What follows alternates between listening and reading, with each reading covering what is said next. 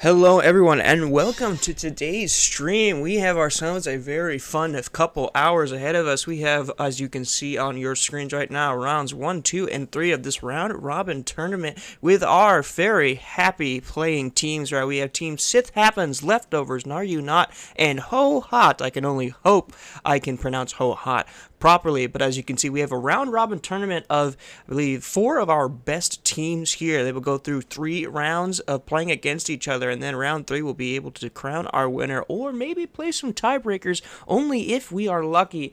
But it will be an interesting couple hours of League of Legends, and I am happy to be your host through this game and through the next games to come. I believe in this game we will be spectating Gnar You Not versus Team Hohot, and as soon as the draft phase is underway, I will take us in. But for now, stay tuned, and I hope you enjoy the next couple hours of League of Legends content to come here on the Tournament Kingdom. Keep your eyes peeled and your ears open. This game starts very soon.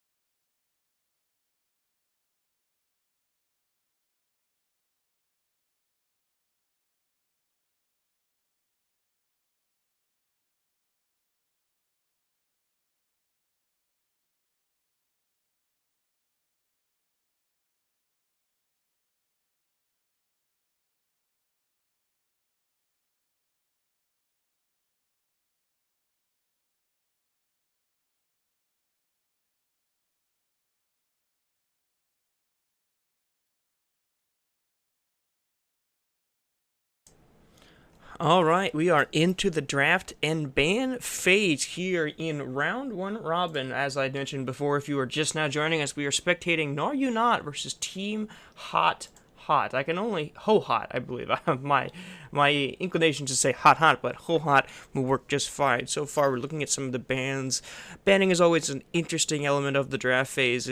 Unless you really know the teams, and at least for my money, Gnar You Not we know a little bit about, but Hohot I have not had the pleasure of casting about before, so we're not really sure what Hohot might bring out here. Instead, we're just going to have to look at the bands and wait for the really pick phase to see what they have in mind. On the left side of your screens, we see a couple top lane bands picked out, a couple bruisers banned away in the Darius and the Alawi. We do also see the Elise being banned in a definitely powerful early game jungler, can get people snowballing out of control if left to her own devices. So I have to see if they want to try and prevent any top lane shenanigans this game. On the other side, we see a couple mid lane bans and a jungle ban. So it seems like both teams so far are doing some targeted bans for a lane and trying to keep a jungler out of the opposing jungler's hands here, so we'll have to see which one winds up paying dividends in the future. I'm sure Alawi, as he or she is named on the right side of your screen, currently picking, is probably why they banned out the Alawi, so a very 4D chess move there, banning out the champion that you are literally named after. But on the left side is picked out the Singed, and on the right side is picked out the Jarvan. I would imagine that is a jungle pick, so any more jungle bans will likely only be coming out from the right side of your screen unless the jungler is picked on the next 2 picks from the side of Bisexual Lion and Sesame Oil Salad. The Nautilus picked up here in a support position, so you already have a pretty strong front line and some pretty good engage from the side of, I believe this is Team Hohot, so we'll have to see if this gets any better or goes any further. Let me double check to make sure I'm looking at the team names right.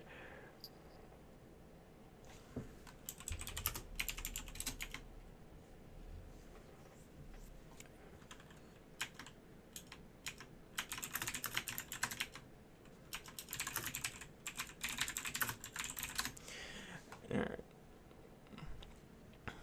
Double checking this look, we're just settling for a second to see where the draft really pins itself out here, and we see another counter jungle pick, so any more jungle bans are unlikely to come through. It's more likely to be targeting the lanes that have not been picked yet. The Kog'Maw is interesting pick here. I haven't seen a Kog'Maw in a very long time. Perhaps the meta has shifted in his direction. A Omega hyper carry, you would imagine, wants to be paired up with some kind of enabling support, whether that be enabling in the sense that he is allowed to be untouched in the backline, or something that allows him to be more powerful in the backline. So you're looking for peeling supports or engage, or not engage support, excuse me, peeling support or enchanting supports. As you can see already, the right side of your screen, Team Hohot banning out the Lulu. Lulu Kog'Maw would definitely be the premier combo here, because like I said, you want an enabling support, whether that be to keep your Kog'Maw safe or to keep him very, very powerful. Lulu, the premier make you powerful support, automatically taken off the draft phase here.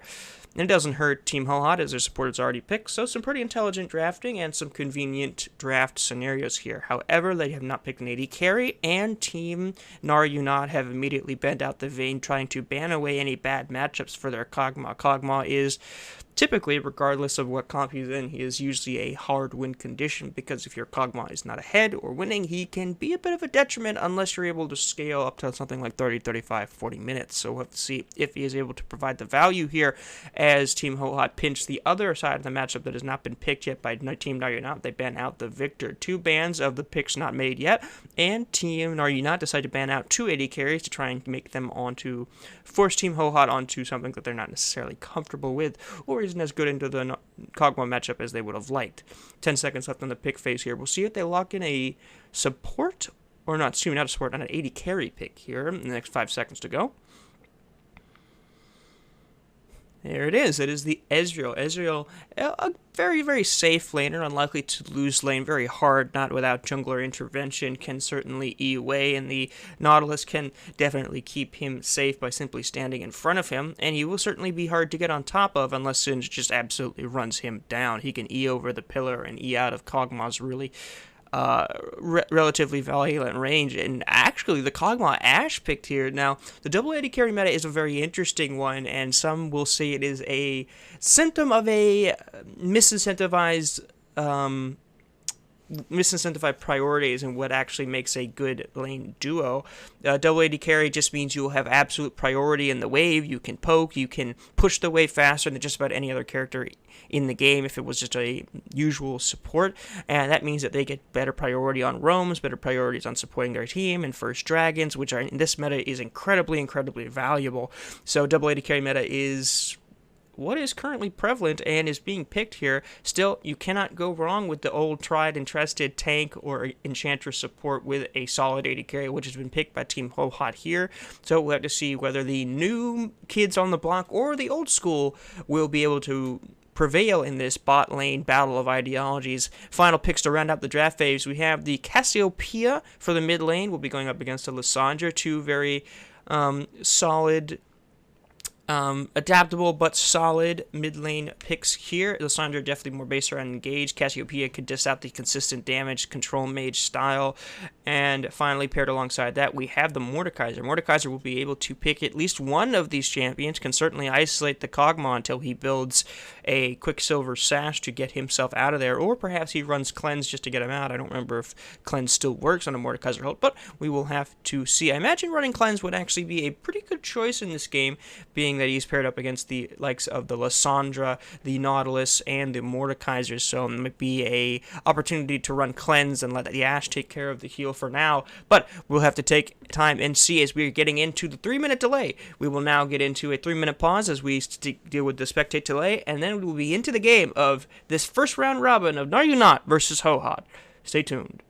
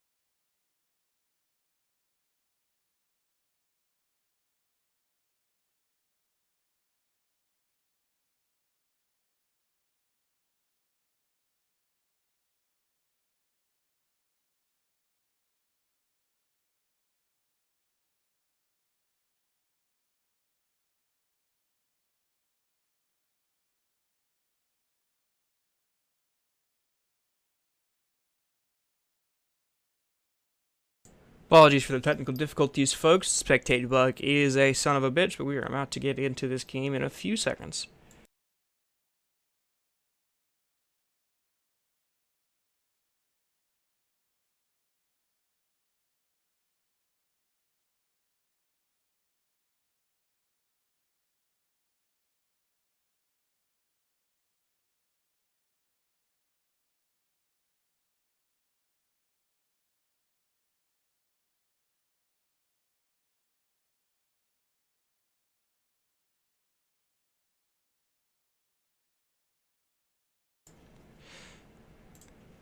Alright, and we are into game here with Team Gnar versus Hohot. Really interesting to see. Hohot already off to an interesting start here as they are going to be invading with as a 5-man on the low side of the map here, on the blue side, the low bottom side of the map.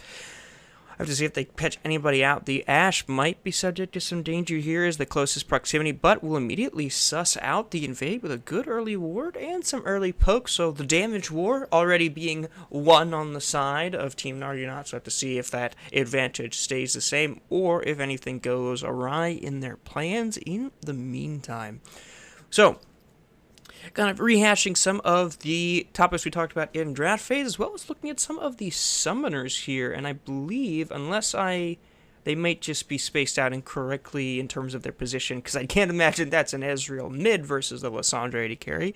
But looking around, we're seeing, instead of a cleanse, we do actually see a cleanse out of the Lissandra, a good cleanse game, especially against... we see a cleanse out of the Cassiopeia because she is against the Lissandra, so that makes sense.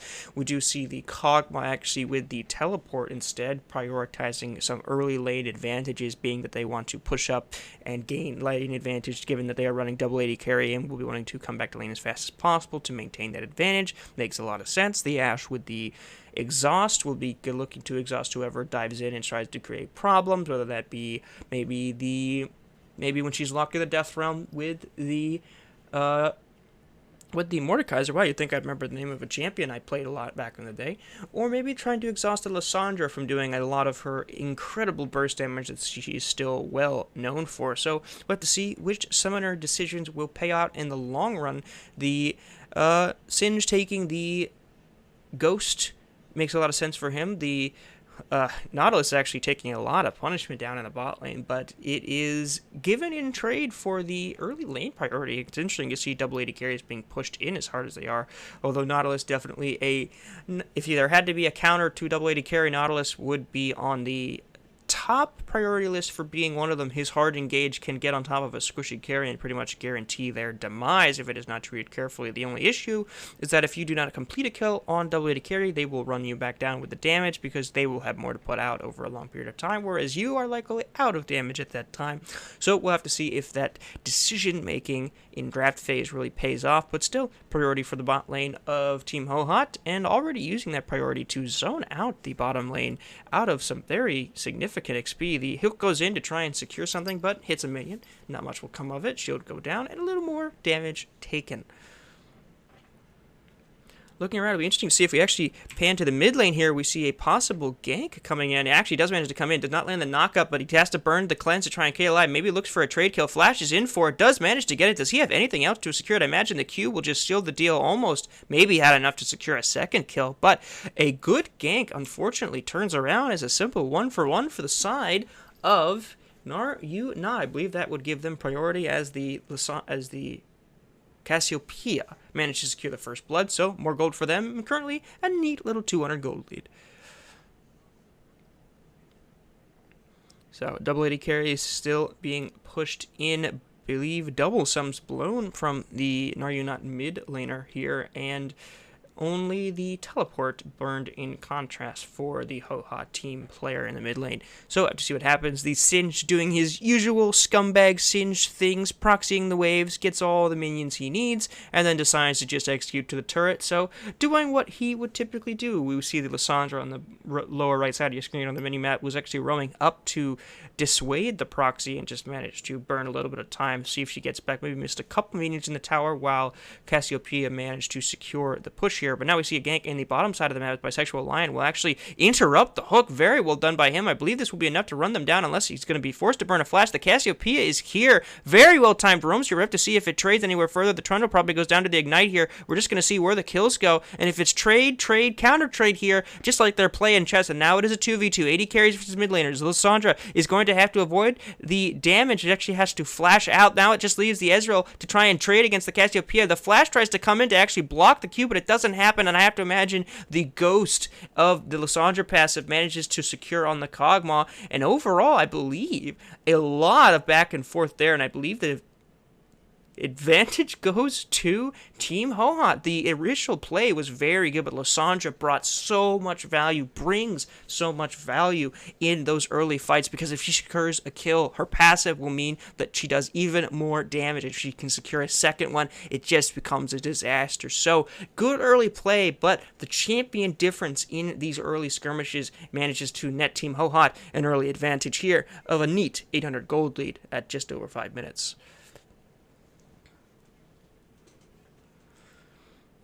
Ezreal was stopped in his back there. Actually takes a pretty good amount of damage here. I imagine he wants to recall very quickly, but currently does not want to miss this wave that is being shoved in. You can see the Jarvan is being called down. I can imagine Team Gnar wants to get in with pushing this kill a little bit further and denying the wave, but they can't. Imagine that the Jarvan is going to be here, so the gank does actually come through, and it gives a free kill over. The hook manages to convert, and there are no sums to burn, so this has to be another kill unless the Ashe can convert to trade 1-for-1. Does she manage to get it? No, the healing is just enough to keep the Nautilus alive, and that is a quick 2 kills for Team Hohot, and that is really rough. You have to have the forethought to know that shoving that in might run the risk of incurring the wrath of the opposing jungler, but the level up manages to keep Sesame Seed Oil alive a little bit longer. Oof. Okay, so a good gank secures them another kill on the Lysandra. So trading back and forth here, the junglers are fighting over this Scuttle Crab, and no one is here to back them up. It seems if they were to play the long game, the bottom lane of Gnar would get there first, so Jarvan decides to give it up, and finally, begrudgingly, cede control over to the Trundle. Whew. Okay, so backing up player 2 ago. Bot lane wanted to shove it in. They saw the Ezreal. They probably thought they could get a kill, or at the very least deny Ezreal any of that farm. If you back too early there, there's the chance that he manages to get that farm for free when he is lower than 100 HP, so they didn't want to give it to him. However, Team Hohot were smart. They knew they were in danger. They had their jungler in proximity, and they called him in to support the play and support and effectively bail out the rough play because of the stopped back and the low health, and it wound up netting them some very good kills. At the same time, with the jungler being called maybe out of his path where he would have been, Team Gnar were able to take advantage and get a good play off in the mid lane. A play that very nearly traded back on them, but a play that succeeded nonetheless. So, Lysandra went down versus the 2 of the bot lane of Team Gnar went down. So, trading for trade, it's just like chess. Moves and counter moves. We'll have to see who manages to get the most value for their pieces here and who will eventually reach checkmate first. Currently, the value proposition goes the way of Team Hohot, sitting very comfortably at a little under a 2,000 gold lead, as Singe is currently behind his opposing laner. I imagine Mordekaiser would be looking to ult him maybe very soon. He certainly has the health advantage and the poke advantage, but he maybe does not want to give up that farm, and it looks like this is what Double AD carry is allowing Team Gnar to do. They have priority now in the lane consistently. At first it looked like they didn't have it, now they consistently do. You were consistently seeing Nautilus and Ezreal being shoved into their own turret, oftentimes with very low HP values, and that gives them priority on the first dragon, and they have secured it before the 10-minute mark. So that will mean if they keep pace, they could be en route for a very early soul. That's assuming everything else goes their way. Singed once again recalling from a proxy position, so we'll have to see if he continues to do that further into the game. But if we look into the mid lane, actually, Jarvan is posturing for another gank, but Lysandra, or excuse me, the Cassiopeia was pushed in very far. Now, with their ultimates gathered first, they have the opportunity to push that kill. You can see the level lead granted by those early kills, the kills that were given to in that 3v3 skirmish in the lower bot side river, and then the kills given to by the punishment of the over-aggression from Team Gnar have actually managed to secure them a significant level advantage. And when you have a level advantage, especially with an engaged support like Nautilus, you can punish incredibly hard. A flash in actually managed managed to secure a kill in the mid lane, but a Hook manages to secure a kill in the bot lane in immediate contrast. So we're seeing where advantages are being gathered, advantages are beginning to be capitalized on. Jarvan, his second or third soiree into this bottom half of the map, has netted him significant advantages along with his team. Their level advantages managed to give them some more kills. They're actually just going to straight dive him. The trade will come through, but I think that's a worth for them. Another kill and more plates onto their 80 carry. Yes, sir, and can I have another? But the Cassiopeia is roaming down. She will look to try and punish. Ezreal maybe doesn't have the shift anymore, but it looks like Cassiopeia is just going to let that one slide. So very, very good plays here. You have to think that the numerical advantage is certainly going the way of Team Hohot right now, because their 2 bot lane AD carries are winning, and while Lissandra is not doing great, I should pull up the scoreboard so we can keep track of that, and I will shift around these players. There we go. Very nice looking now. Another gank in the mid lane. Countered, possibly. No, there's no Jarvan anywhere in sight. He's still sitting in the bot lane. Will be forced to flash because she knows she has no support coming. So ult and pillar trade for flash is a good trade any day of the week. But they're still sitting behind around 2.5 thousand gold. And this is where the payoff comes in. The Jarvan sat in that bush for oh so long, and he will get another kill. The Hook will secure another. Bot lane punished again. 4-0-7 on that Ezreal. 4-1-6 on the Jarvan. Despite being low in farm, he gave up that farm to trade consistent gank pressure. And right now, it has net him a very, very comfortable advantage. Trundle is looking for any opportunity to make up for any advantage already gained by the Jarvan, but it doesn't look like he's going to find it on that Mordekaiser we saw there. First turret will almost certainly go the way of Hohot and their bot lane.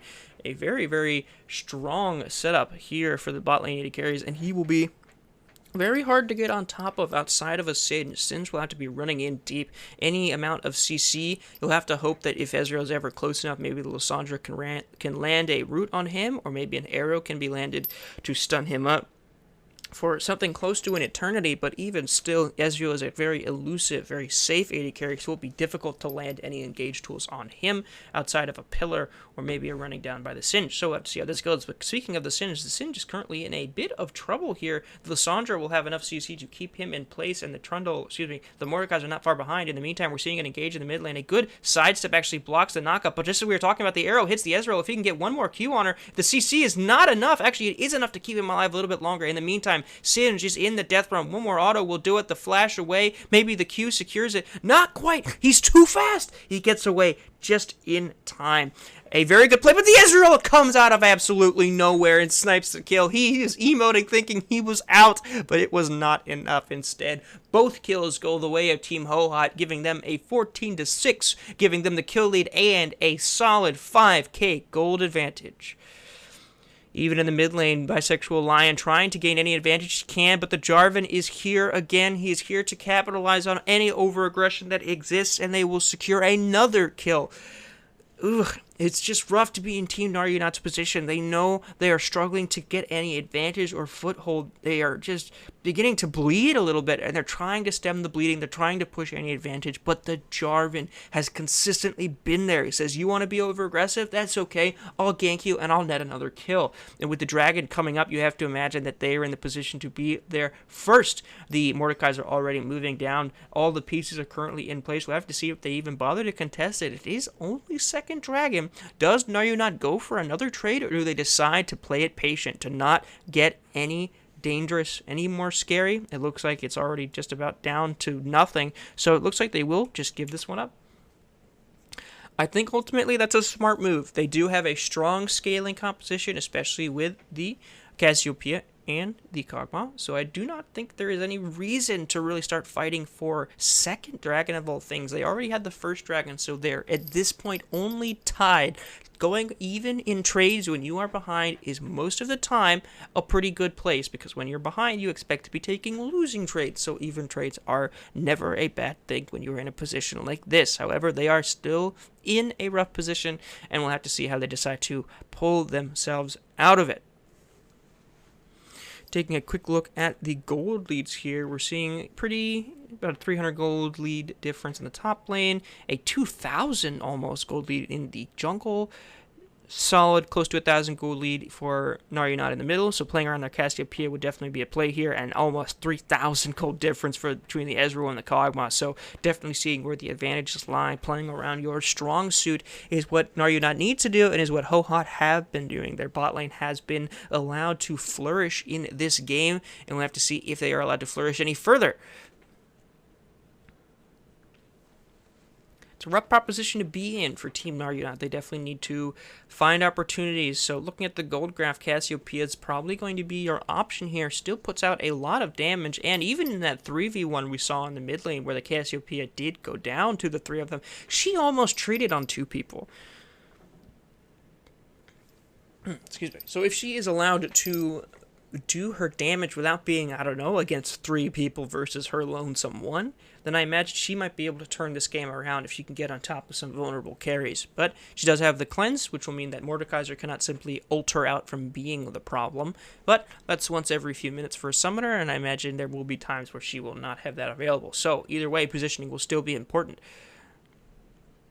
Managed to get a pillar come in here as the Trundle is pushing in, taking a significant amount of damage here in punishment. I imagine that turn might come in. A good actual hook, almost sidestep on the hook, means there's not quite a lot of precision, but the Jarvan goes deep into the backline, does manage to go down. The Zhonya's and the ultimate from the Lissandra doesn't manage to hit just about anybody, so it looks like they're just going to peel out of this. Oh, Gnar are thinking they can fight it, but looks like Lissandra is in the death realm. Cleanse actually just came up. Like I was saying, there will be times where that cleanse is not up, and that Mordekaiser ultimate will keep you out of the game for a very long time. So we saw a bunch of different plays come to fruition there. We saw the Lissandra go in, not quite land what she wanted, and it kept her out of the fight long enough to do damage. The Trundle forced the issue, actually with some very good movement, managed to prevent himself from being traded in the long run, which was very well played by him. But the Mordekaiser came from the side, managed to get the ult on the Lissandra while the cleanse was still down, which meant that there was nothing she could do about it. It could simply path around and try to trade, but she had already dealt as much damage as she could, and I imagine if she had still been in that fight before the Mordekaiser ultimate, that fight could have gone very differently. So keep an eye on the use of that summoner and that spell. The next fight will be crucial. Does the Mordekaiser decide to ult someone else because he knows the cleanse will simply get rid of it,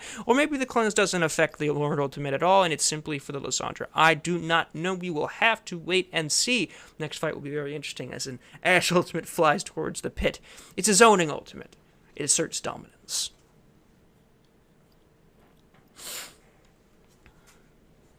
So, despite being down something like 5,000 gold, Gnar still definitely showing signs of life and can still fight. If the Jarvan, like we saw in that last fight, goes in by himself, he will not be able to do much. He is able to keep them lined up. You would imagine if he stays lined up, the Lissandra goes in and wipes everybody, but Lissandra was not able to get in quite fast enough. I believe she was slightly delayed in getting to the fight on time, which was an unfortunate setup. You have to imagine that Jarvan ultimate locked up, I think, in immediate, like 3 or maybe even 4 people on their team, so it could have been disastrous, but a few missed timed opportunities just make all the difference in a game like this. Looking at the side lane situation right now, bot lane has still been the only turret to fall in this game so far, and right now everyone is posturing in the mid lane to see which one will drop first. It's just NA ramming at the moment. Not that there's anything wrong with that. I love a good A-ram game.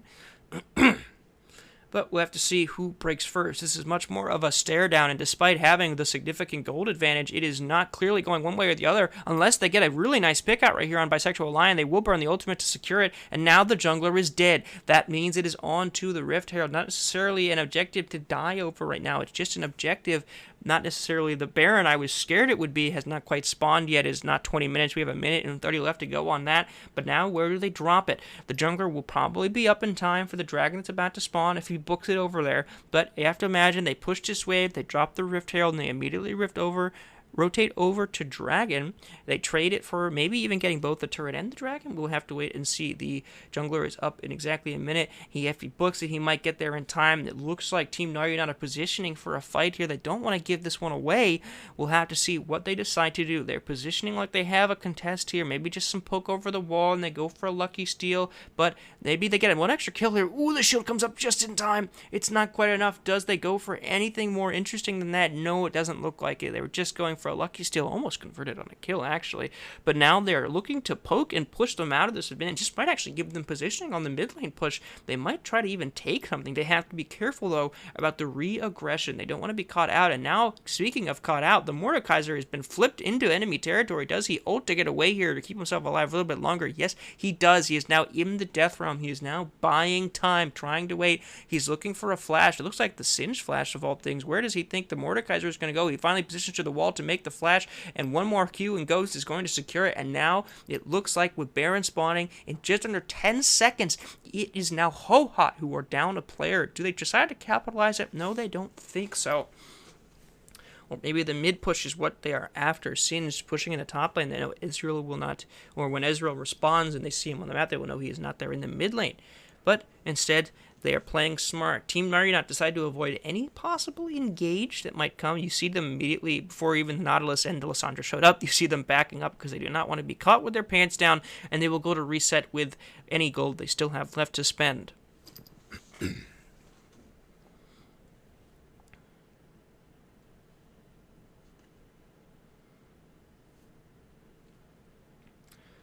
So, Baron, currently the premier objective on the map, spawned 30 seconds ago. 5,000 gold lead is still the advantage for Team Hohot. This game has slowed down considerably, and it'll be interesting to see which way it explodes. This game can actually break one way or another right now. It seems like it is simply a game of inches, despite being 5,000 gold one way or another. You already see the priority of the objective from Team Hohot. Most of their members are on the top side Baron of the map. They finally dropped this Rift Herald to try and secure the tower that they have been fighting over for the last 5-6 minutes. Mordekaiser will abandon his split push attempt and simply go to join the team for this push in on the mid lane turret. Will immediately go down on the first charge, and they will push in Ezreal, even Eing in. I doubt the Rift Herald survives much longer, seeing if they can secure anything else. The team sticks their head in and go, can we have anything? Rift Herald goes down, they go, nope, that's okay. We'll just be on our way.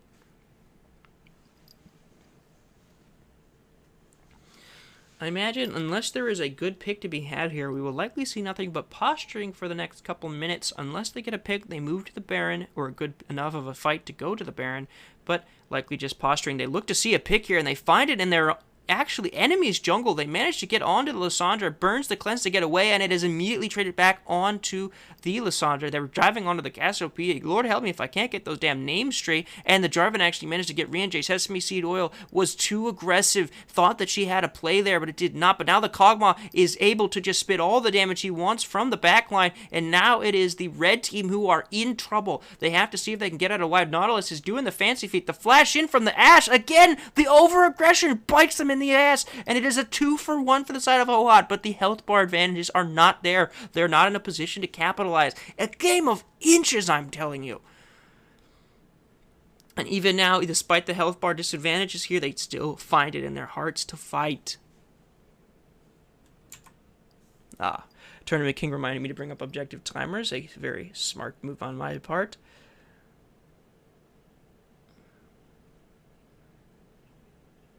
I did.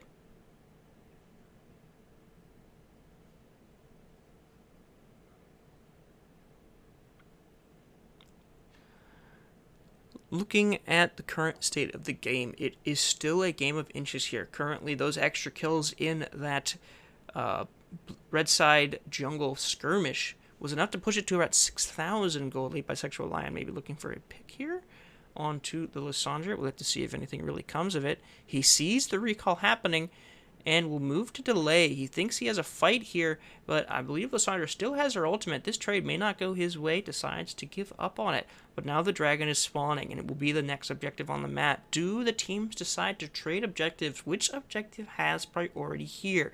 Dragon spawns in just under 40 seconds. So, let's see if anything major comes of it, or if there will be any serious problems coming forward.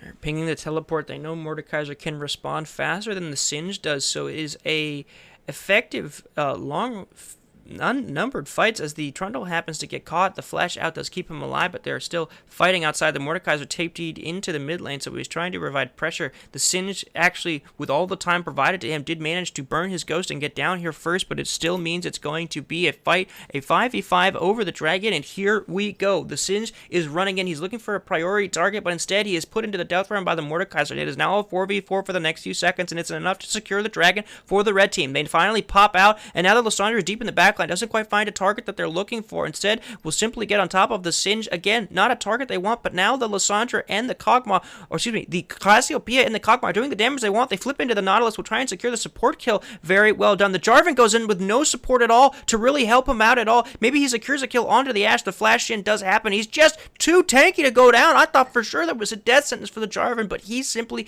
knew better, and he is back into the fight. The Lysandra is also back into the fight with a teleport. Don't know if she died or TP'd back, or if she simply managed to get off a recall, but now the Trundle is out of his own depth in his own jungle. It will have to simply run as fast as he can if he wants to try and look for a recall, or maybe look for a sneaky steal, but he is too low in health. He wouldn't even approach. He would die before the approach even happens, but it looks like there's a teleport coming in from the Kog'Maw. He's going to try and dissuade this play as much as possible. He thinks there's something he can do here. Set up numbers very aggressively. The Ezreal even flashes in on him, probably, if he stayed too long, trades his life for it, as the Ezreal ult managed to secure it. Not quite. Now the Lysandra's over the wall. Look, this is a poor Kog'Maw lost in a place he no longer belongs, and the trade manages to come in here by the turret. Very well played on his part, but yes, did exactly what he wanted. The Baron is not taken.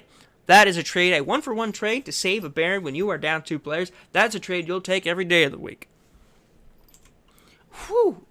Game of inches played here. 2 things I did not expect to work out. Item number 1, the Jarvan going in after the Nautilus had gone down. He had no one around to support him, and all of the damage dealers were sitting in his face. I thought for sure that was a death sentence for the Jarvan, but the Jarvan knew better. He survived a very, very long time in that bubble and managed to give his team enough time to regroup and secure a team fight advantage. Item number 2 that I did not expect to work out. TPing in from the Kog'Maw to the top side of the map. I thought for sure that was a waste of a life and a summoner. Instead, while the life did go down, he managed to trade it and force out summoners and bodies off of the dragon. He managed to get the Ezreal to flash into his face, nearly traded to kill him, but every other member of his team had to divide and conquer or choose an objective, and they chose to go with the Kog'Maw, and they dove deep under the turret and wound up trading 1-for-1. 2 things that worked out that kept this game from swinging one way or the other. And the game, despite still sitting all that fighting, and it is still a 6,000 gold lead, only 11 kills separate them, and the game is still a matter of inches. However, objective priority does still sit comfortably in Team Hohot's possession, as they now are sitting on Dragon Soul. Next dragon will be a tough-fought objective, just as much as the last one was, but they will have the urgency of Dragon Soul now breathing down their necks. Team Gnar will have to make a decision. Right now, it is posturing over the only objective they have left, and that is the Baron, currently sitting on the map. Dragon does not spawn for another 2 minutes, so it is all they have to fight over. The Trundle will likely see, as you can see him pushing on the bottom side of the map, like to take this quick turret as they are still posturing, will get it, and will push himself back into the enemy jungle.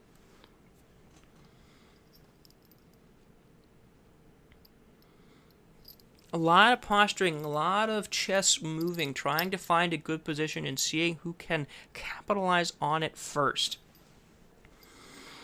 It is a difficult position. You have to think now that Jarvan, as we saw in that fight, he managed to survive for a very long time, so he is a tanky threat, I guess. The damage from the carriers are not quite as strong as you would have thought. So, right now, they must have seen the Kog'Maw on the bottom half of the map with no teleport, so now they're just gone to the Baron. I don't know if they have the damage in place to dissuade this. The Cassiopeia is going to have to put out some serious damage as the Singe managed to run straight in, and a huge ultimate from the Cassiopeia will guarantee the Ezreal goes down immediately. The Jarvan goes in, and the Lysandra follows suit, but it looks like the damage has already been done. The Mordekaiser is no longer in this fight, stuck in the death realm, I believe. No, he is not. He is still trying to do damage, but he is no longer the primary carry. Team Gnar have found their advantage. A massive Cassiopeia ultimate. She was the only silver lining in the early game, and she comes through. Value proposition secured with a massive massive ultimate, immediately killing or almost killing up to 2 people, and this will swing Baron in their favor. And with the respawn timers the way they are, I believe this secures them not only the Baron, but a dragon for themselves, delaying the dragon cell even further. The scaling composition may have just found their into this game.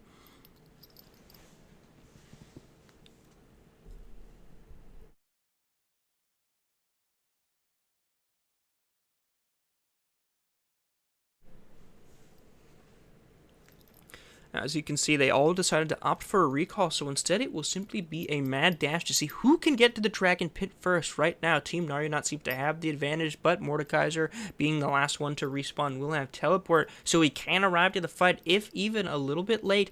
And despite taking a few extra camps, it means that a teleport comes in from the Mordekaiser, and it means they get there first. The Mordekaiser does not have ultimate, so he is capable of being threatened down. The Ashe is deep in the front line, so will go down, but the Cassiopeia is still putting out the damage that she needs to be dealt with, as she is forced to flash back into her own Dragon Pit, or away from the Dragon Pit, I should say, and the damage is trying to come through as much as possible. The Trundle is trying to put forward the DPS. The Cassiopeia is still somehow alive. It was simply not enough. The dive did not secure it any further, and now the Cassiopeia is the only one left. The jungler is dead for the side of Team Hohot. I honestly lost track of all the stuff that was going on there. I just figured the Cassiopeia was dead and switched to another character to cast about, but she survived, and that meant the DPS survived with her. The Kog'Maw relatively untouched in the backline, able to put out all the damage he wanted. The two hyper-scaling characters now are dealing the damage they need to. That gold lead has shrunk. Just over 3 minutes ago, that gold lead was 6,000. Now it has shrunk to less than 200.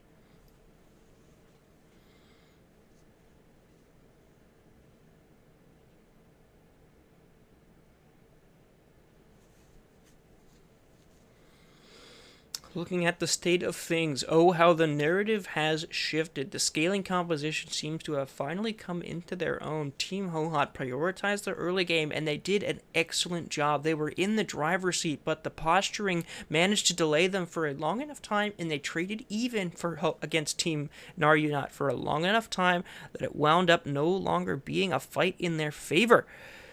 Very interesting to see if this decides to swing back in the favor of Hohot again, but I have to imagine that is a difficult proposition to have. Their dive has just not been on the same page, it feels like. Team Lissandra going in by herself feels like a death sentence. Jarvan going in can delay them for long enough, but it feels like the Lissandra hasn't been able to fight on the terms that she wants yet. The Singe must be being an absolute nuisance in his enemy's backline to keep her from really contributing to the fight in the way she wants, perhaps being rooted from being able to engage the fight the way she wants to. So, whatever Team Naryanot have been doing, they need to continue doing, and Team Hohot need to find a good fight to keep them in this game before they're outscaled completely.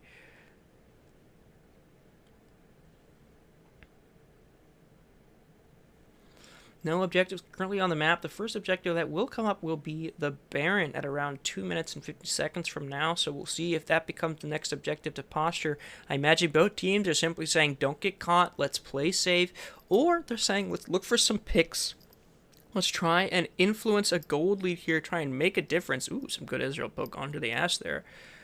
But we'll have to see who manages to slip up this time. In the past, it looked like it had been Team Naryanot, but they managed to make decisions to keep them in the game and at least be trading even when they were behind. Let's see if Team Hohot can do the same thing.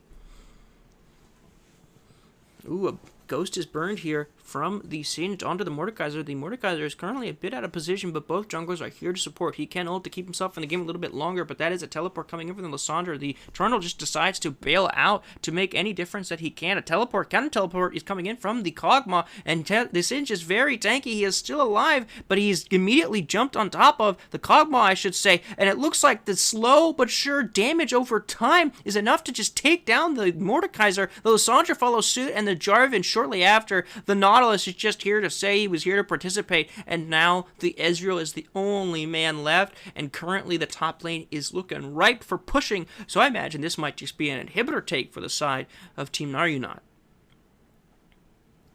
As Lissandra is pushing the Ezreal deeper into his enemy territory, as she simply, I don't even think she cares about killing him here. It would be nice if she could, but at this point, if she can just keep him out of his base for as long as possible, the Singe is back just to add insult to injury. And in the top half of the map, you're seeing that turret go down. He may stick around for an inhibitor, or he may not. We will see, but that is a lot of gold into Team Gnar Unot's pockets. The scaling is becoming even more of a problem, and I don't know, it's looking even worse and worse. The prognosis, the doctor's note, is not looking any more positive than it was a few minutes ago.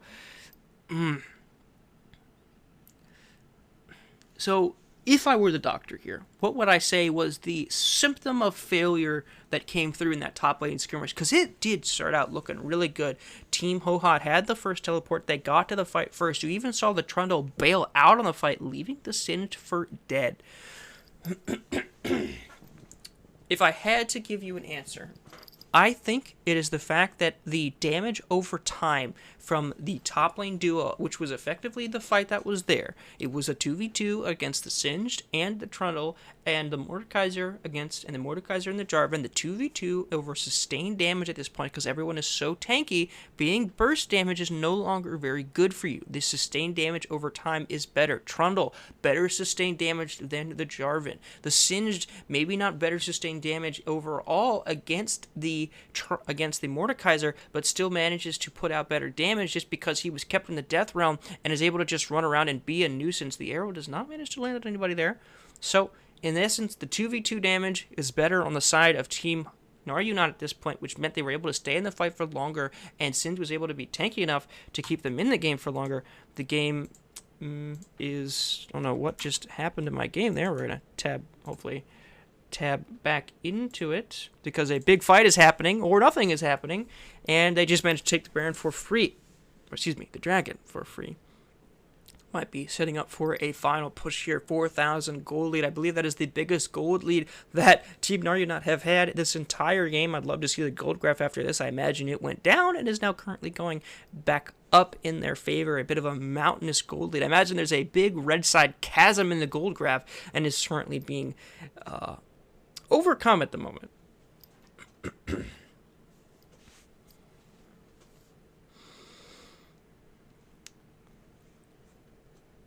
Cassiopeia a bit out of position here. I think that's a free summoner burned. A bit greedy on her side. I think she definitely figured it would only be one person walking into the jungler, not the entire team. An interesting thought, but not able to be capitalized upon.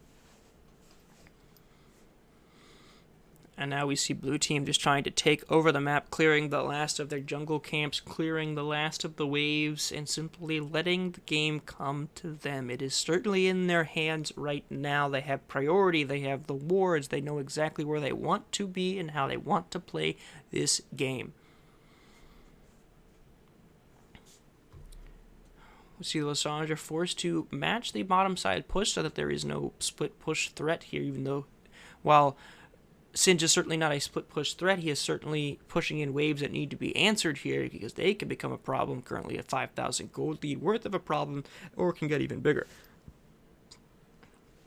Baron, the objective on the map, the Lysandra is going to have to match the Cassiopeia now, and you have to imagine Cassiopeia wins that fight right now. Like I said, sustained DPS is the name of the game, and they have much better of it. Cassiopeia versus Lysandra. Cassiopeia takes that. In the 2v2, the Trundle and the Singe will take it. And speaking of Trundle and Singe, with the help of their Ashe and Kog'Maw, they are already sitting on this Baron, and I don't even know if Red Team are aware of it yet. They'll finally take a peek in, and they'll realize what's happening. They'll know, but Baron's already down 2/3. They have to go for a Miracle Steal or a Miracle Fight. It looks like the Cassiopeia is going to get interrupted already, or the Cassiopeia will interrupt the Lysandra's teleport, which means it is going to be a 4v4 where they are in the advantage. The Lysandra will simply die for it anyway, and all the rest of Red Team is going to follow. Ezreal is trying to make a final stand against the Singe, who is dodging out his DPS on the right side of the map, and now the Singe has realized what's happening and is not very pleased about it, and will just run down the Ezreal. No, it has actually been kept into the death realm, so it won't be the Singe that gets the Ezreal, and it won't be the Trundle either, flashing away. The Mordekaiser flashes away as well, but I don't believe it'll be anywhere near as successful as the Ezreal's flash was, as he manages to go down, and there is a neat little wave ready for them to be shoved right in with not even the Baron take. They won't even bother. They say, no, we don't even need it. The Cassiopeia will simply run down the Ezreal, who's been doing so good all game, but it simply is not enough against this scaled carry, and that will be all she wrote. Team Gnar certainly got their stuff kicked in the early game, but managed to push back and fight, positioned and do-si-doed around the objectives well enough to secure this game for themselves. GG, Gnar.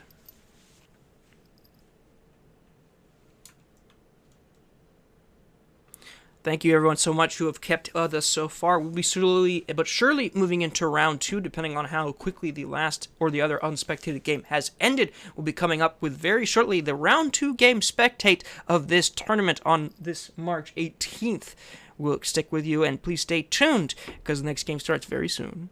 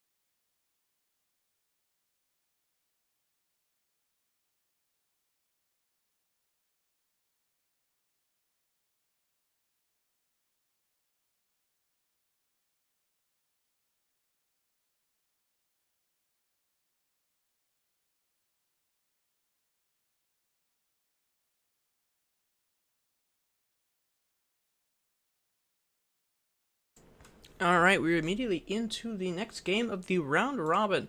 What we are looking at so far, teams we have on either side of you. I believe we will have Team Hohot versus Sith Happens, if I'm remembering the names correctly. So, which you see in the overall, we had Team Sith Happens and Team Hohot lose their first round game. So let's see if this, who can strike back and get their first win of the tournament.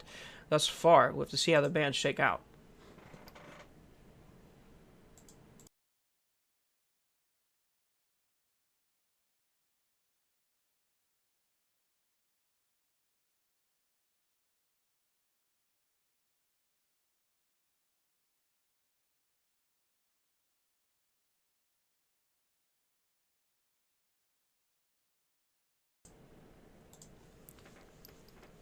Alright, band shaping out. We're seeing, again, a Mordekaiser band on the side of Team, I believe, Sith Happens. I believe Team Hohot will be on the right side of your screen here. I will soon have that up for you on the stream.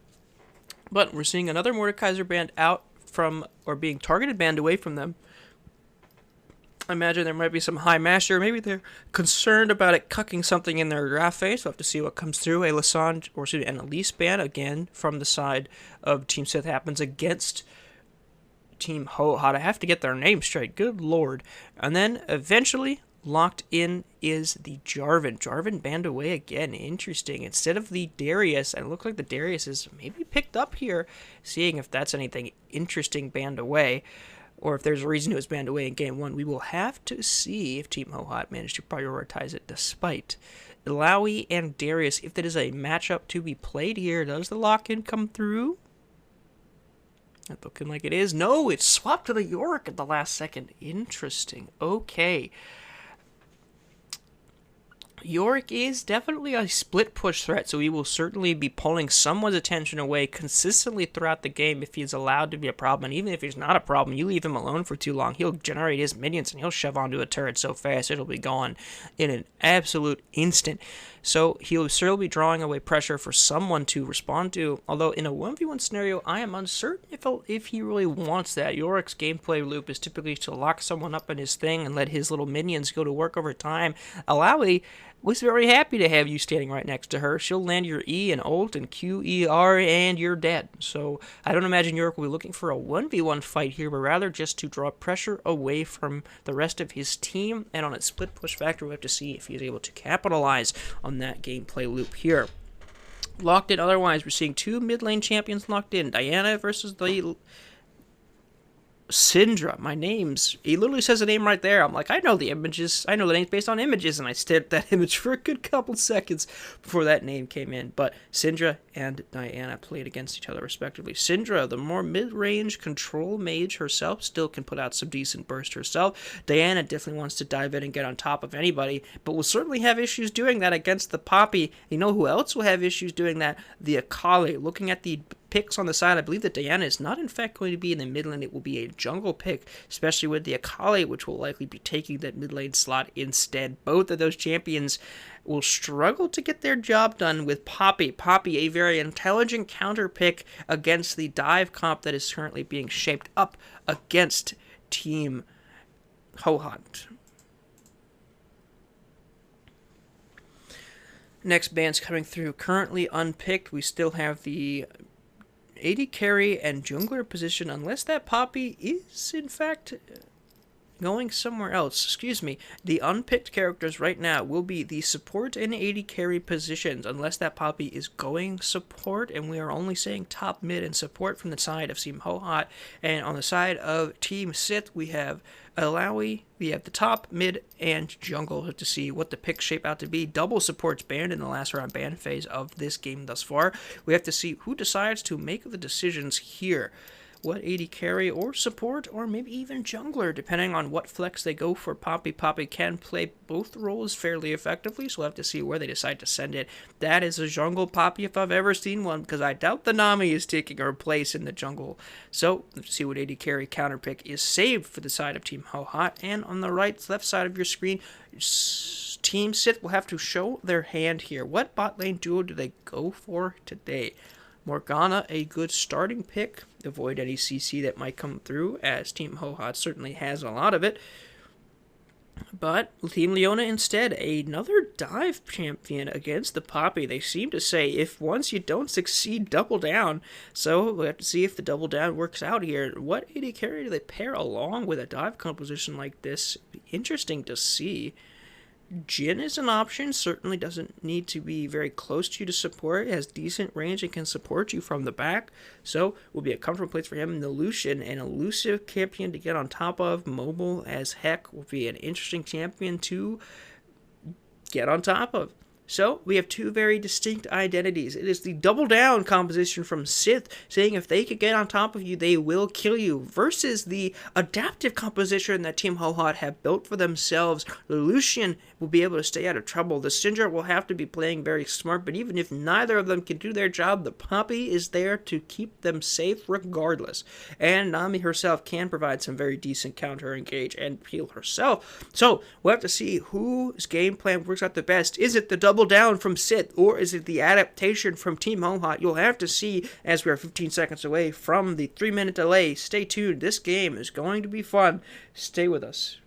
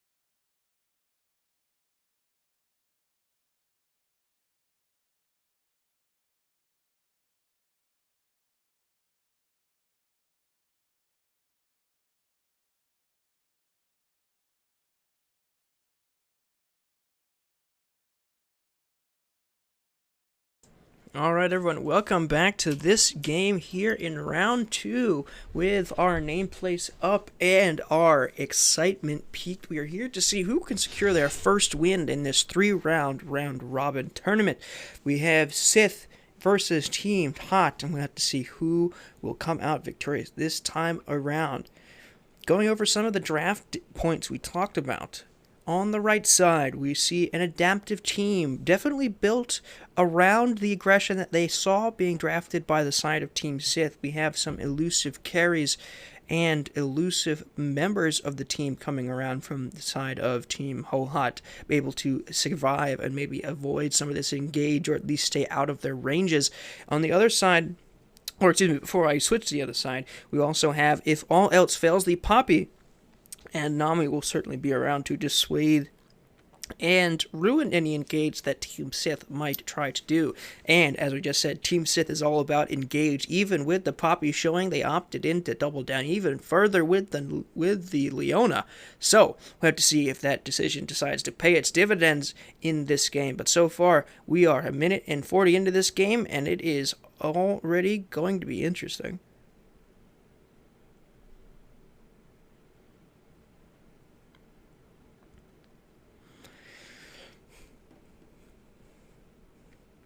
Leona level 2 will certainly be devastating. We'll have to see if she manages to get it first, what she decides to do with it. The early EQ onto somebody can certainly have health or just outright kill you with the Ignite she has on hand. I'm going to quickly reorder some things. Level 2 actually hit by the Syndra first in the mid lane, already getting some good poke out for herself. So we'll have to see how that winds up going. I want to swap around some of these names around. There we go. No, you go there, and you go there. The Leona has still not hit level 2. The level 2, in fact, goes to the Lucian Nami, and their damage does go in. I didn't even talk on the fact that Lucian Nami used to be the premier bully and aggression lane combo for a very long time in the last year or so. So definitely doing their job there, bullying out their opponents in the early few levels of the game, forcing them off of their minions and not allowing the Leona to get her early advantage. The damage is simply ridiculous. Look at what they're doing to them. You had to imagine with the knowledge that they were the premier bully duo that they would do this exact thing, but we'll have to see if that continues to stay that way or if any jungler intervention can prevent this aggression from escalating any further. Lucian dives in again immediately into the Leona. Does not quite manage to dodge out of the way. Will actually maybe go down to the Ignite with the flash in auto. Actually, flash auto back trade means that it's just a 1-for-1. I believe first blood goes over to Team Sith, if I'm correct.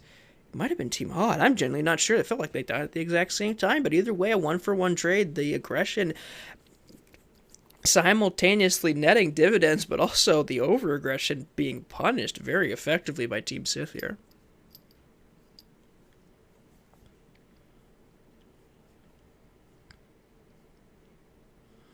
Ooh, just avoided that little cage there, and now the the Illaoi will be justified, but the jungler is here in the mid lane to try and punish any aggression by Team Sith, and it seems that any gank that might have been occurring decides to fizzle and die. Lucian diving in, dropping the Leona to less than 100 HP.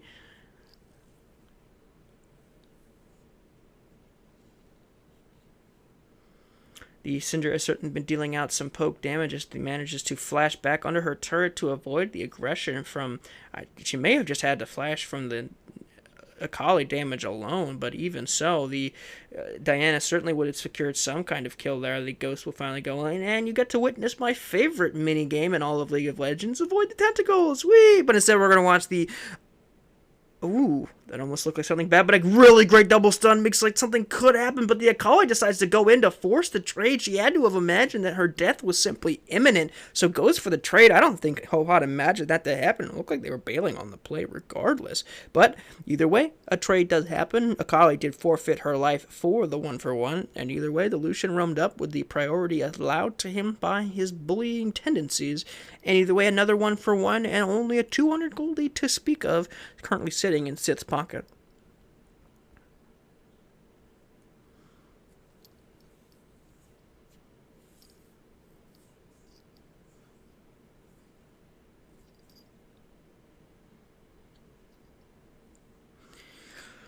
People settling down, going for some resets here. Looking at the top half of the map, you're seeing the Illaoi already netting a bit of a CS gold lead for herself, managing to grab the pickaxe and a pink ward to keep herself safe, so she's sitting in a very comfortable position.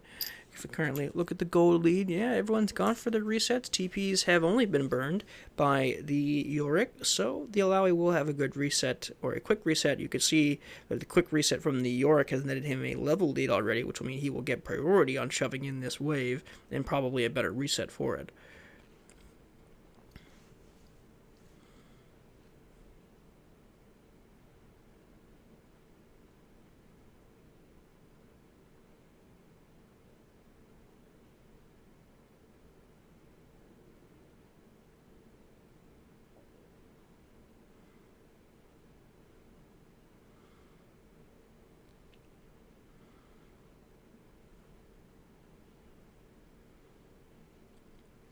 I apologize if I'm speaking a little less than usual. I figured this cold had finally gone away, but my voice is already starting to suffer a little bit. But either way, I'm here to provide content, and that is what I will do, voice or not. I will screech my way through this matchup and round 3 if I must.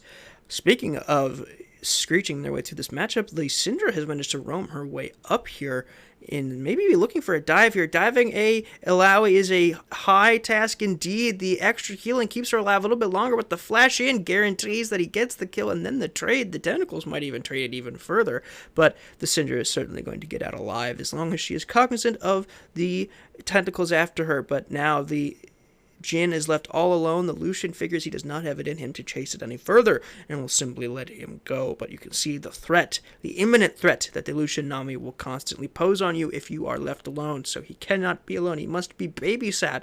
Not to say he is a baby, but his champion is fragile like one, with their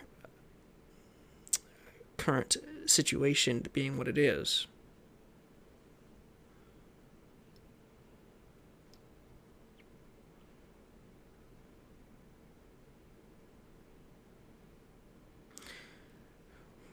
Leona going in, knowing her jungler is imminent, trying to secure a counter kill here, but the damage is coming through and keeping them both much healthier than either the support or the jungler probably anticipated. The jungler decides to go in, maybe either just hit level 6 or tried to counter with it, but goes down regardless of, doesn't even give the ultimate a chance to go off, and whoa, trading not going the way they want them here, as the Jhin was not expected to show up. I thought that was an easy kill, maybe trading a 1-for-1, but instead it is a 1 or 2-for-3.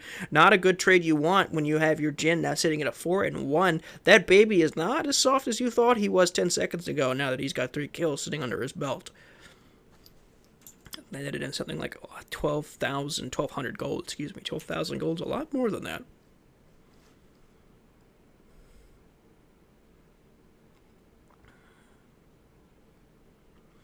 Only 1,000 gold currently to speak of. That's likely sitting in the Jhin and Illaoi's pocket mostly. That we'll have to see. The roams have been interesting here. Syndra has wound up in very interesting places. So has the Lucian, using their early priority and lane success to a good effect here. But many of these plays, the plays of aggression by Team Hohhot that they have been in their right place to make, have again been punished. Early game team, they certainly are, but this time it is a little less successful than it was in the last game they played, but the 1-for-1 trade managed to come through. The flash from the Syndra will not be enough to save her. The Jhin is currently here to guarantee this play goes no further. But that does mean plates in the bottom sign for Team Hohhot, and that is exactly what you want to see from your Lucian Nami duo.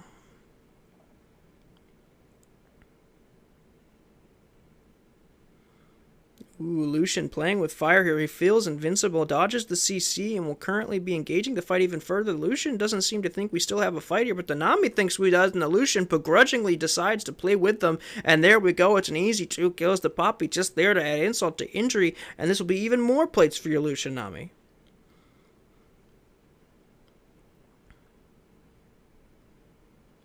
On a side ranting note, why doesn't that Yorick skin have his hat like he did in the animation that they did for Pentakill? He should have his hat. He has it in the old Pentakill skin. I don't know why he doesn't have his hat in this one. It makes me mad. They give him his hat in the recall animation, but they don't give him his hat for his actual skin play ability? Riot. Come on. Before you make another Star Guardian skin line, you better give Yorick his hat. Please. In the meantime, dragon goes to red team. Team Hohot once again securing that first dragon. Or no, I don't believe they secured first dragon for themselves last time, but they did secure it this time. Early aggression, this time netting them the dragon advantage. We'll have to see if that pays dividends. Currently seeing the Diana being allowed to take the Rift Herald. And that will be an interesting sight to see. If she is able to secure it, I wonder where she will drop it. Does she drop it in the mid lane to try and secure extra advantage, or does she drop it with her Alawi where the advantage is already currently apparent? The Lucian will be able to just run rampant in this lane. Despite the 4 kills allotted to the Jhin, he is still not able to fight against this Lucian Nami, and Lucian is just going to run down his Jhin's lane friend, as Jhin is forced to flash deep under his own turret and see if the Poppy will be able to get out alive. It looks like she will, and we see the Rift Tail dropped in the top side of the map in response.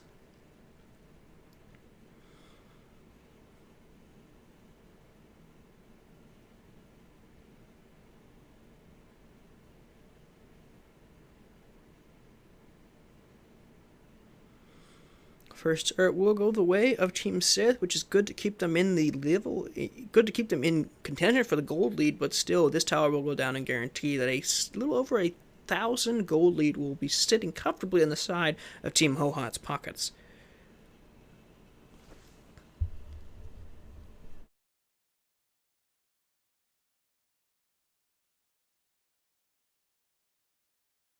I muted my microphone. I couldn't cast over this play in the mid lane as the Akali manages to secure a kill for herself, luckily clawing her way to an advantage. Very good to see, even over the item that Syndra had for herself. So very well done playing her champion to excellent effect there.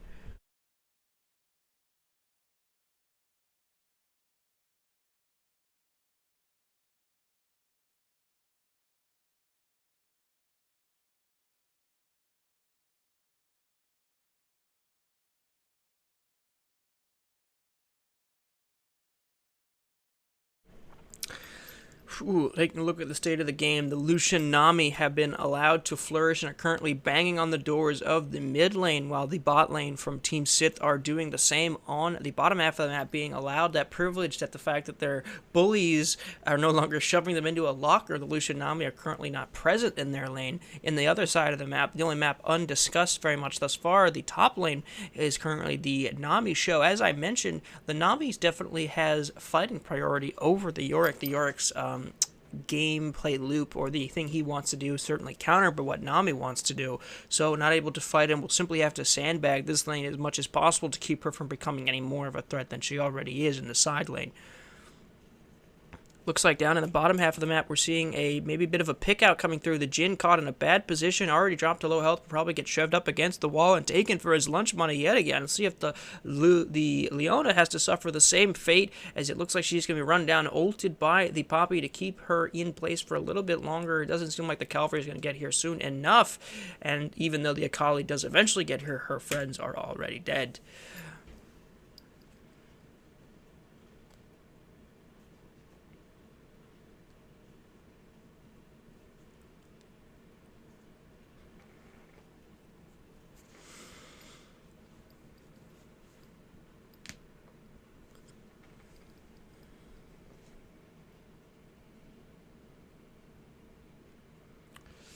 I think the gameplay plan thus far will have to be on the side of Team Hohot to really make a decision here. They are currently the ones sitting in a gold lead advantage, a little under 2,000. The Lucian Nami, certainly the powerhouse in these waters right now.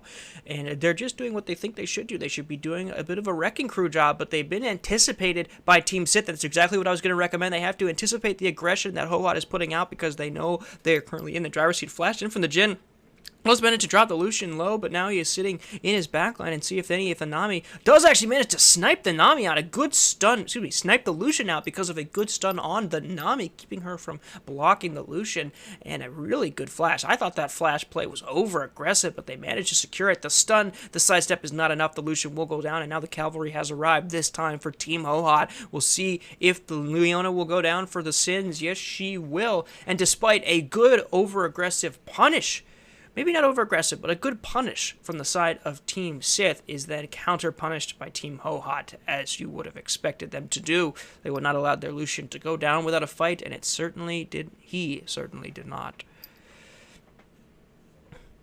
Looking at this top lane fight here, it looks like the Yorick finally has his little minions set up, so his fight will be a little more favored. And a quick stun comes in as the Diana tried to defend this turret and will go down for it instead, and will go down just like the dragon just went down.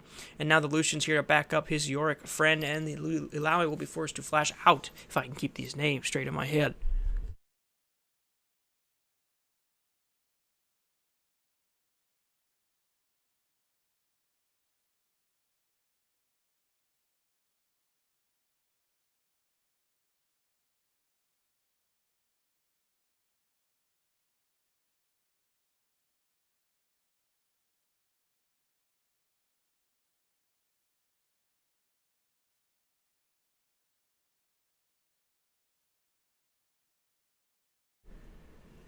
Looks like the Illaoi is now a bit out of position here. No flash to re-secure her, but a 2v1 is still a dangerous place to be against an Illaoi. See if she can turn something around, or the CC is enough to keep her from doing anything about it, and it is not quite enough. It looked like the CC would not have been enough, but it was able to secure the kill in the end. Very well played by them. The Syndra being aggressed upon by the Akali whenever she throws down that shroud. You have to imagine that the Syndra has to be a little scared, but nothing aggressive comes of it. In the bottom half of the map is now blue team is trying to attain priority in this part of the jungle, or rather the river, I should say.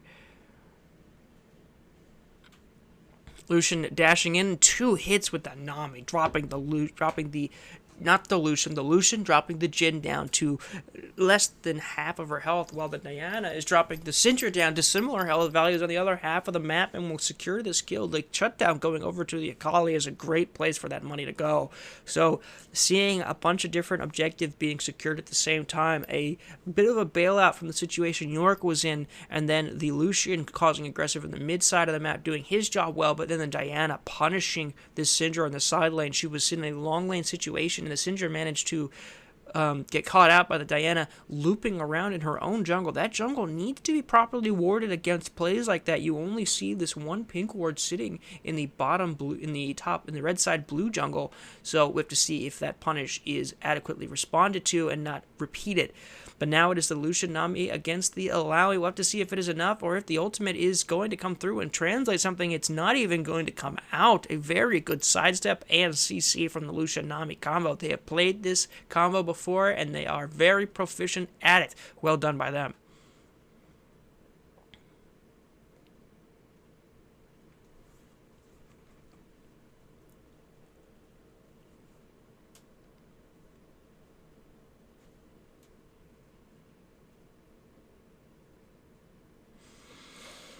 So far, just picks and counter picks. Thus far, we're seeing where each team has an advantage. The Syndra under constant threat from the Akali Diana, and everyone else under the constant threat of the Lucian Nami, and the Illaoi under the threatening the Yorick on the top side of the map. We have to see which dam really decides to break first.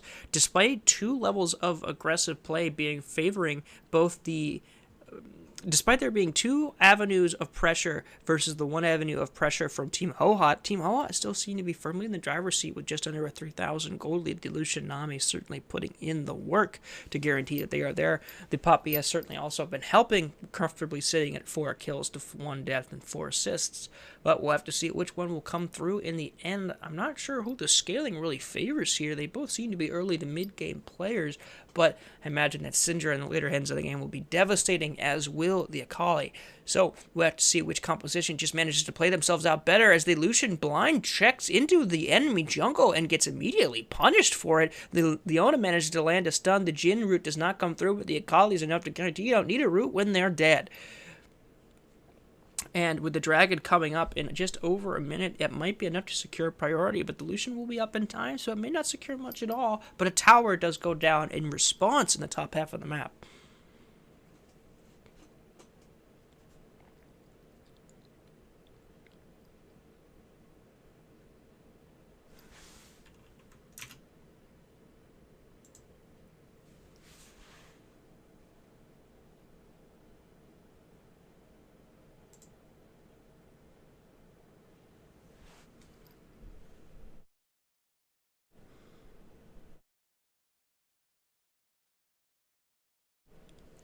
We're seeing some aggression come through on the top side of the map. They seem to be being shoved out of their own territory. As Root managed to be hit by the Jinn. See if that last hit shot is enough to secure anything. It doesn't look like much will come of it at all. But in the end, they're simply being forced out of their own territory. If that stun had landed, that might have even been an outright kill to counter. But they're being forced out fully routed to being pushed out of this jungle. Ooh, and the Alawi manages to run into the Lucian, is simply going to die for it. I wonder if she even realized a flash over by the Poppy will secure a second kill for them. Ooh, they thought they were trapped. Team Sith thought they were trapping Team Hohot in their own jungle, but they were not trapped in there with them. They were trapped in there with Team Hohot. That analogy got away from me a little bit, but I think you understand where I'm going. Anyone who's heard that image before. But either way, a Baron goes over to Team Hohot, and their early game advantage is finally starting to pay dividends and is attempted to be traded on the other half of the map. It looks like they were trying to have their cake and eat it too. The Yorick tried to secure the dragon, but does manage to secure a counter kill. That was something I was not expecting, and if that Jinn isn't careful, he will die for it. He knows the Akali is coming. The flash is not quite enough to secure anything further. But now the Jinn is a slow dragon take, and the red team is here to respond. While Yorick may have gone down valiantly and even managed to secure a counter kill, it is not going to be enough to give them the dragon take, and it will still go down for Team Hohot, as this will be their third dragon, assuming the smite is good. The Akali is looking for a miracle steal. It's not going to get it. The Leona is deep in the backline to provide a distracting presence, and she was distracting for all of 4 seconds before she was simply dead. The flash in from the Cinder is countered by the flash away from the Akali. And now they're just going to try and run her down. They have a Baron minion on this bottom half of the map. They're very comfortable to run this in and push this wave. They have to be concerned that maybe the Islawi will do something. But a 3-man stun is absolutely devastating. A solution will be enough to kill 1 and then kill 2 people. And now it is just all she wrote in this bottom half of the map. And this is absolutely devastating. This is an easy inhibitor take from the side of Team Hohot. And you have to wonder if they will push for anything further.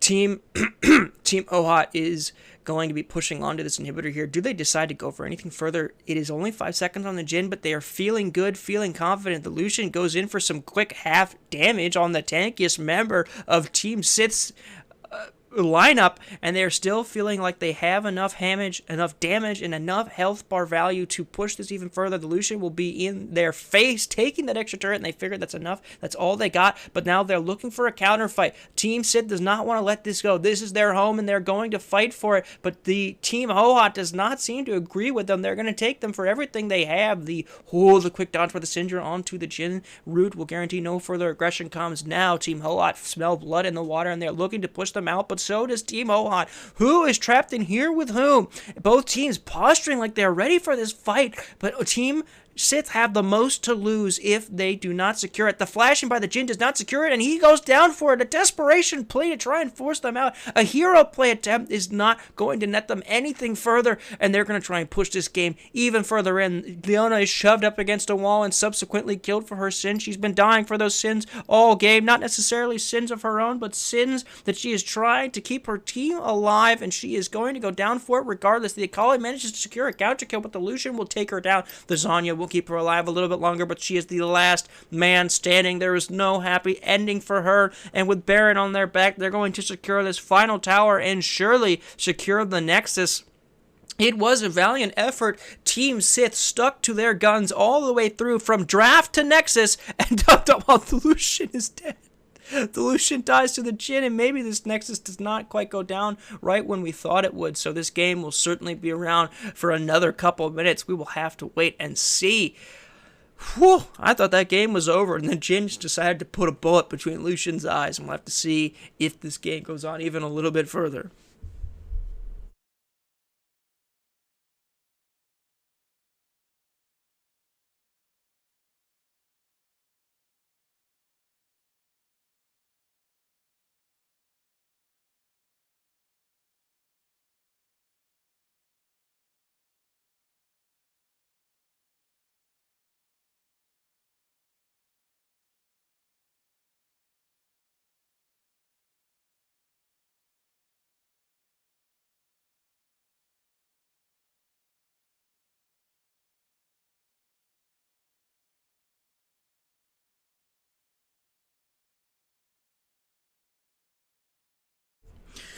pushing this game on as long as we possibly can here. Team Hohot looking to secure an end, while on the other side, on the other side of the map, Team Sith are in dire straits. They have one turret left to their name, and it is not even their Nexus turret. It is the only turret left for them to defend.